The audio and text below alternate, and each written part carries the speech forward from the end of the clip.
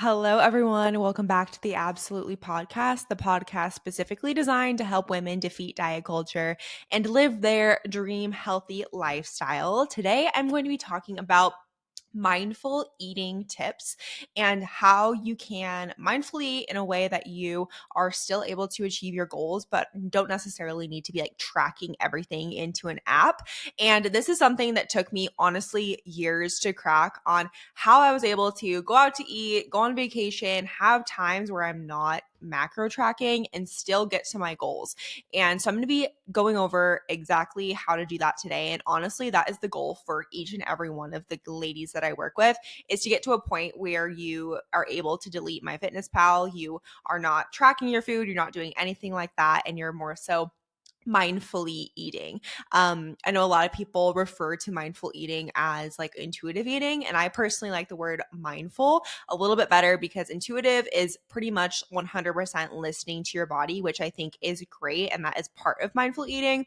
But mindful eating is also taking into account different macronutrients, micronutrients, and making sure that you are fueling your body properly in addition to listening to your body. So that is what I'm going to be talking about today. But first, wanted to do a quick little recap, life update, because I did take 2 weeks off of my podcast, which I have never done before. And honestly, I just felt like I needed a little bit of time to take for myself. I had some crazy weeks with traveling and just things going on. And I just thought, you know what, Abbie, give yourself a couple of weeks to get re-inspired and re-excited for the podcast.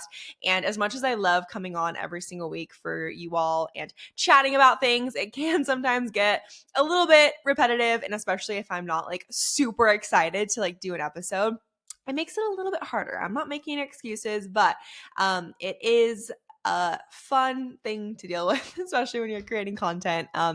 And sometimes having a little bit of time off is more than needed. I don't need to explain myself whatsoever.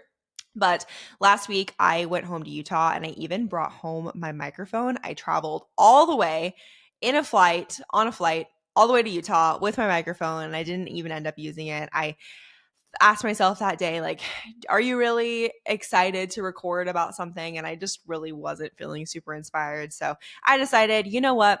I'm going to take one more week and just be able to decompress and have a little moment to myself. But anyways, we're back and I don't plan to miss an episode for a while. I do have some travels coming up, which I'll chat about, but I wanted to do a little update just because I haven't been able to update you all on my life in the past few weeks. So 2 weeks ago, this is when I missed my first episode. I don't want to say missed. I just took it off. Okay.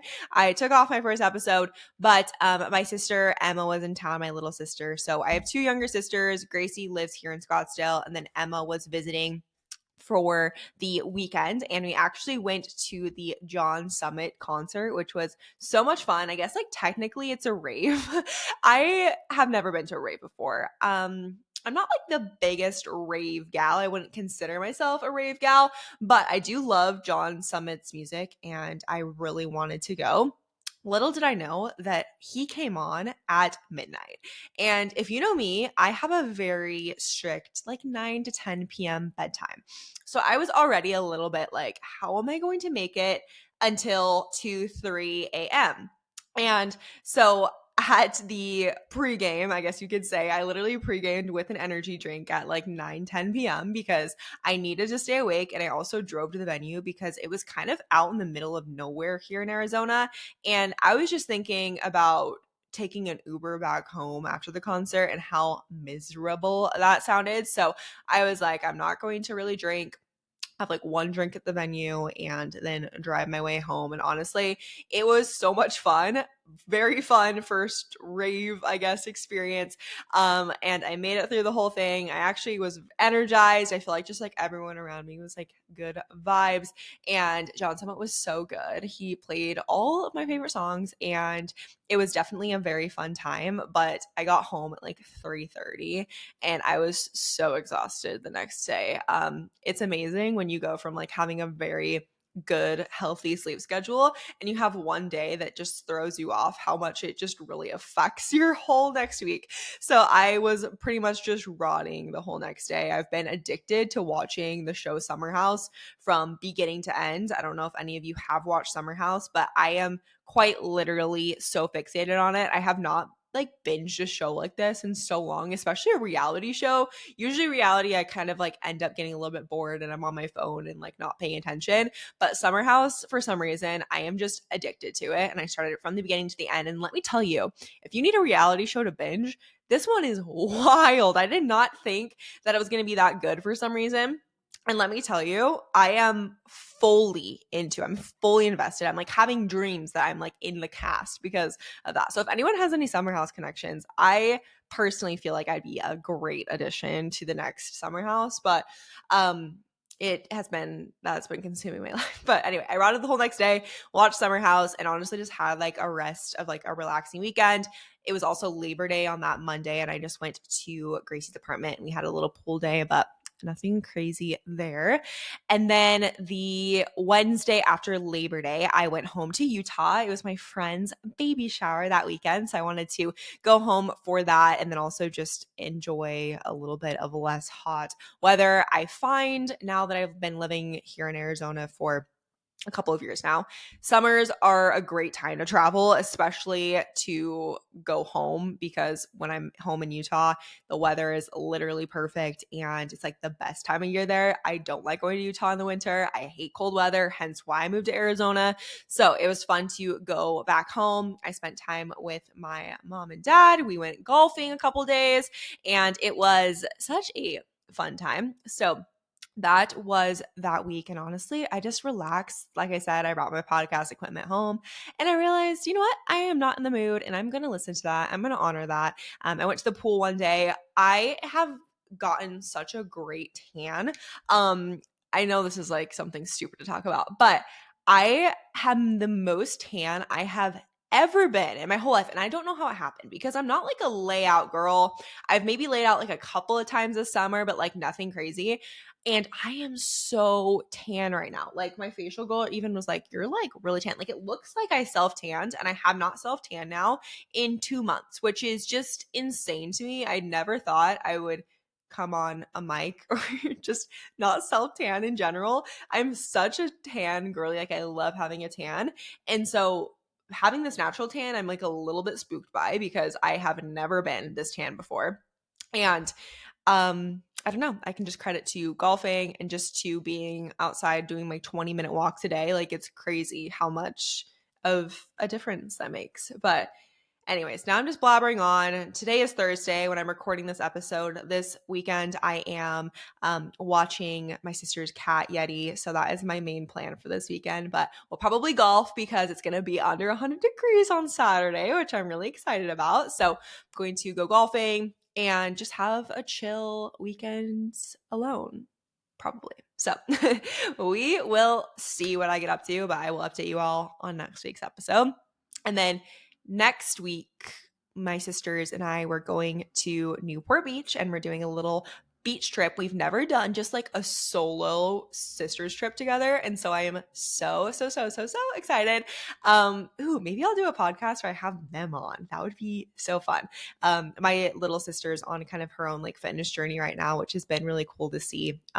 But anyways, maybe we'll have a little sisters episode. That would be a fun time. But yeah, we're going to Newport Beach for the week. We're going to Disneyland one day. I am not a Disney adult, but I do enjoy a random Disney fix every once in a while. So anyways, that is my plan for the rest of September. And then October, it gets so beautiful in Scottsdale. So I'm just so looking forward to that and just like all the fun things going on here in Scottsdale. So anyways, now that I've been doing life update for about 10 minutes now, I think it's time to get into my mindful eating tips. And like I said in the beginning, I used to really struggle with this concept of mindful eating, especially when I went from like such restrictive dieting to macro tracking. It was so freeing because I was eating more food while macro tracking, but I wasn't necessarily like understanding like how to do that without being in my fitness pal. And I'll say it did take me a few years to really master this skill. And now being able to help women do the same and do it in a way quicker way and take it from 3 years to 6 months or a year, that process, it has been really cool to see women really establish this skill because it's something that is so freeing. It's so freeing to be able to go on vacation and eat mindfully and not feel restricted and know how to feel your body and come back and not be up 10 pounds on the scale or something crazy. And I am so proud of all the work that I did internally with not only how I learned about nutrition and macros, but also just like the mindset and being able to be a little bit scared and do things that I kind of saw as like a little bit of a risk because now I'm able to teach women how to do the same. So that's what I'm going to be going over today is how I got from restrictive eating to now being able to eat mindfully, maintain my results, and actually get results while eating mindfully and not tracking or anything like that. I will say right now, I am in a phase of tracking just because I have just kind of liked the structure, honestly, and I'm trying to I'm just in a phase where I'm enjoying macro tracking and there's nothing wrong with that. But I went through a pretty long mindful eating phase this past year where I mindfully ate for like 6 months and I loved it. And it was definitely a great time and have definitely mastered that skill. So anyways, I'm definitely qualified to speak on this because I've been all over the spectrum from restriction to strictly macro tracking to eating mindfully. So the number one thing that helped me with mindful eating was tracking macros. And I know that a lot of women are scared of tracking macros because they think it's restrictive, when in reality, it taught me every single thing to build a foundation for mindful eating. The reason for this is that it really teaches you a lot about nutrition and understanding your calorie intake, micronutrients, macronutrients, and it really eliminates those thoughts of good or bad foods. And I will credit my entire skill of mindful eating to the phase that I did with tracking macros. If I wouldn't have tracked macros, there's no way I would have gotten to this point of mindful eating. And I will 100% say that with honesty.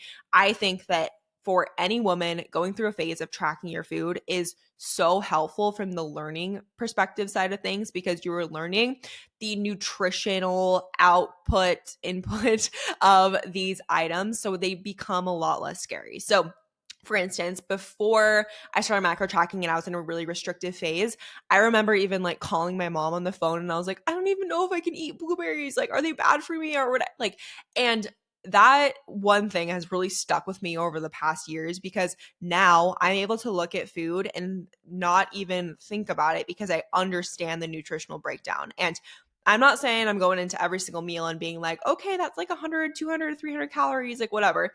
I am going into the meal knowing how to properly fuel my body with the items that there are. So when I'm going out to eat, I'm taking this approach. When I am on vacation, I'm taking this approach. When I'm going through a mindful eating phase just at home, I'm taking this approach of how can I fuel my body while simultaneously making sure I'm like not being overly like, oh my gosh, I need to like hit this calorie goal or being in the app or anything like that. And macros also got me to a point where I knew how many calories I should be intaking to be able to maintain my weight on a daily basis. A lot of women are underestimating what they're eating or they're eating the wrong things. Like for instance, women might think they're eating nothing, but they're actually eating way over their calorie intake because they're consuming a ton of foods that are high in fats or super processed. So they're not feeling satiated, but they're eating way over their calorie amount. And that's what I'm finding from a lot of women that work with me and they come to me at first is that they're like, Abbie, I'm eating nothing, but I'm not losing weight. And it's because they think they're not eating nothing, but they're actually eating very highly caloric dense foods. So that is the great part about macros is that you learn so much and you gain that awareness around like what foods are more beneficial to your goals, what foods are going to keep you fuller for longer. And there's so many beautiful things that tracking macros does for that. And so the years that I tracked macros, I learned how many calories my body really requires to maintain. And that was such a beautiful experience for me to realize I don't need to be eating 1,200 calories to maintain my weight. I'm actually like eating 2,200 calories right now, which is 1,000 calories more than I was eating 7-8 years ago. And thinking I needed to do that to maintain my weight. And it's amazing to realize like, wow, that's actually a lot of calories, like 2,200 calories. Some days, like, especially when I was back in Utah and on vacation, some days it's like hard to hit that amount of calories. And I'm able to have a couple of glasses of wine and go out to eat and stuff and still stay within my calorie range. And that is because I've understood how much my body needs in order to survive and understood that through macros. So that's the macro side of things. I strongly recommend macros for anyone that is trying to mindfully eat because it does teach you the skills, teaches you how to view nutrition in a way that there is no good or bad foods and what the true like nutritional value is of things. But now let me kind of talk about some tips in order to like actually mindfully eat. Once you have the knowledge and the tools with the macros, then you can start applying it and use these other things that I'm going to talk about to be able to be present and be mindful with your eating. So the first thing I want to talk about is don't get overly hungry and stay within like a 4 to 7 on the hunger scale. So if you think about the hunger scale as a 1 to 10, as 1 not being hungry at all and 10 being starvation mode, we don't ever want to be like a 10 out of 10 on hunger or like not hungry at all and trying to eat, right? We should always be like a moderate amount of hungry before we eat. So that's what I want you to ask yourself when you are thinking about having a meal is like, if you struggle especially with like emotional eating or bored eating, ask yourself like where you're at on the hunger scale. And I always try to eat between like a 4 to 7. I never like getting to 8, 9, 10 because that's where you tend to like go super overboard and go way balls to the walls with what you are eating. So I really recommend staying within that like 4 to 7 scale of hunger. That way you are not going completely off the walls and you're not eating when you're not supposed to be eating either. So I do recommend staying within a 4 to 7 hunger scale. The next thing I want you to try out is eating slow. So eating slower is going to really help encourage your mind and your body to kind of connect with the food. This is something that I naturally started doing when I started macro tracking, was enjoying my food more and like being more present with my food. So when I'm eating, for the most part, I am not on my phone. I'll potentially be watching TV. I don't really think that affects me too much because I'm not like so into the TV show that I'm like not focused on what I'm eating. But I'll try not to be like on the phone or like talking on the phone or doing work simultaneously. I really try to stay very present with my meal while I am eating and chewing slow, eating slow, and enjoying my food. This is something that really helps as well with knowing when you are getting full. So especially when you are mindful eating and you're not macro tracking like separate meals, it's a lot easier to kind of go overboard and overeat because potentially if like, you're out to dinner or something and you have a whole plate in front of you, if you're eating super fast, you could get to a point where you're like way, way full, right? Whereas if you are eating slow and strategically, you won't get to that point of like way over fullness because you're understanding your hunger cues as you go and you're being patient and like kind of tapping into your body as you are eating. So what you can do and exercise with this is every couple of minutes while you are eating slowly, ask yourself like how you are feeling. Like, are you feel like you are approaching being full? Do you still feel hungry? So that's a great way to kind of go about things is by just tapping into how you are feeling while you are eating. So that's something that I do as well, is like I don't ever try to get to a point where I'm like a 10 out of 10 fullness level. Like I don't want to feel like that. I would rather be like in a 7 or 8 on the fullness scale of like I feel satiated, but I don't feel like overly full. So that is something that really helps, is eating slow and really enjoying your food. It also just makes it like a more enjoyable experience because you're actually able to taste the flavors and you're not just like wolfing something down. I really, really, really recommend this. It's also a nice thing, very ladylike to be eating slower and not as intense with wolfing something down. The next thing you can do is stay hydrated throughout the day. I'm sure you've heard like, you're probably not hungry, you're just thirsty, which I don't know. I've heard that before and I think there is some truth to it, but we do want to make sure you are staying hydrated throughout the day. You will feel a lot more full between meals if you are staying hydrated, and you'll kind of avoid that like snackiness if you are hydrated throughout the day. So I try to drink at least 4 of these simple modern cups, which is around like 120 to 140 ounces, depending on how much I drink per day. But I do recommend having at least half of your body weight in ounces of water. So that is a good way to also mindfully eat, because you're not going to be like just dehydrated. Instead, you're like actually truly hungry, and you know that. So I would recommend staying hydrated throughout the day. And then the next thing I want you to focus on is having a protein, a carb, a fat, and a fiber at each meal. I know that sounds like a lot, but when you have macro tracked for long enough, you probably will understand this.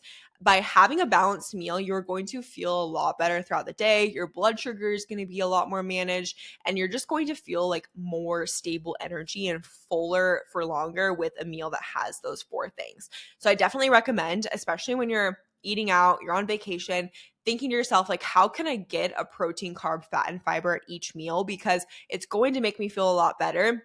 It's going to be better towards aiding towards my fitness goals, and it's going to just overall be like better for my health, right? So that's something I really focus on, especially when I am eating out, is how can I get a protein, carb, fat, and fiber each meal? And then along with like the meal aspect of things, having regular meals throughout the day is really important.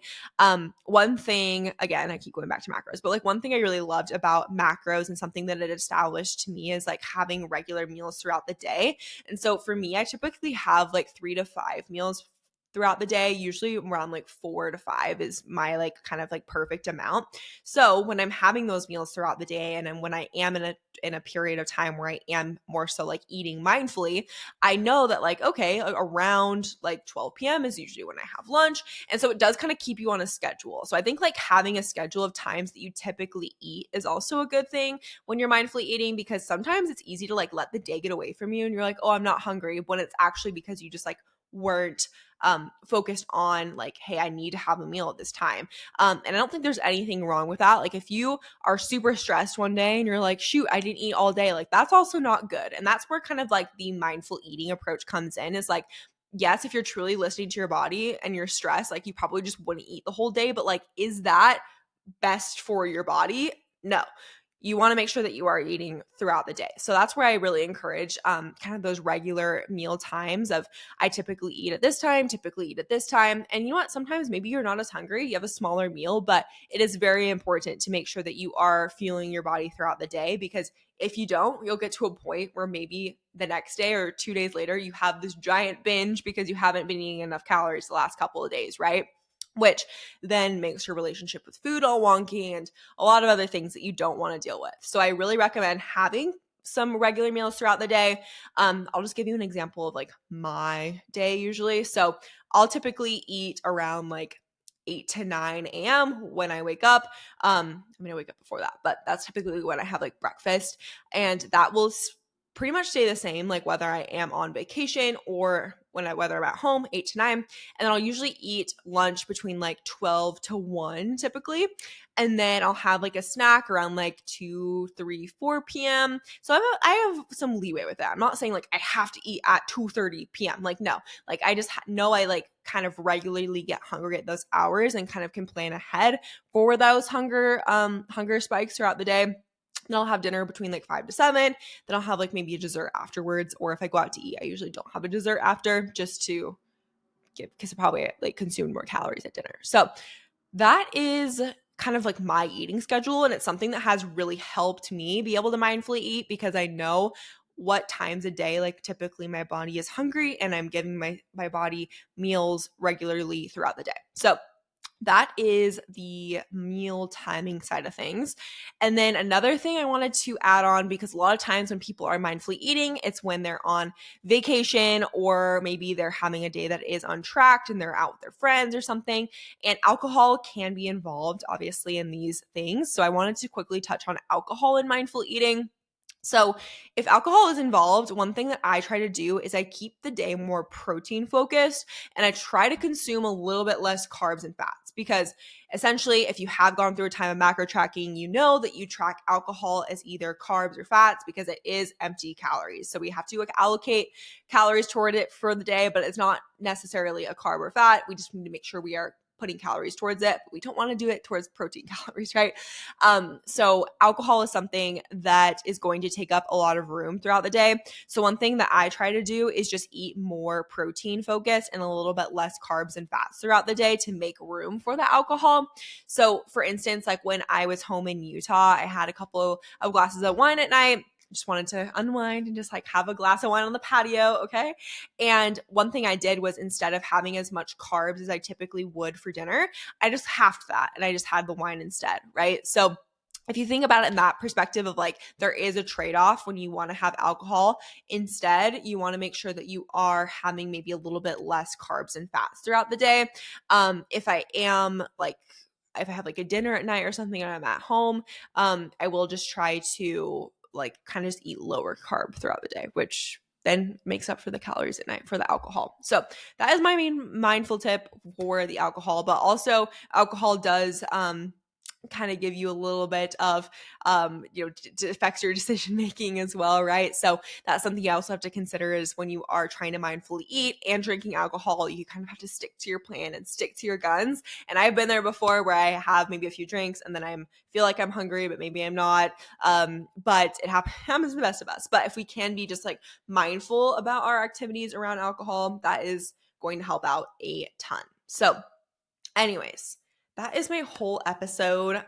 First one back after a couple weeks on mindful eating. I hope you all enjoyed. If anyone has any questions, my DMs on Instagram at fit.abbie are open. So if you want to message me over there, that is a safe place for you. But everyone have a good rest of your day. Make sure to like, comment, subscribe, all the things on my podcast, and I will chat with you soon. Bye.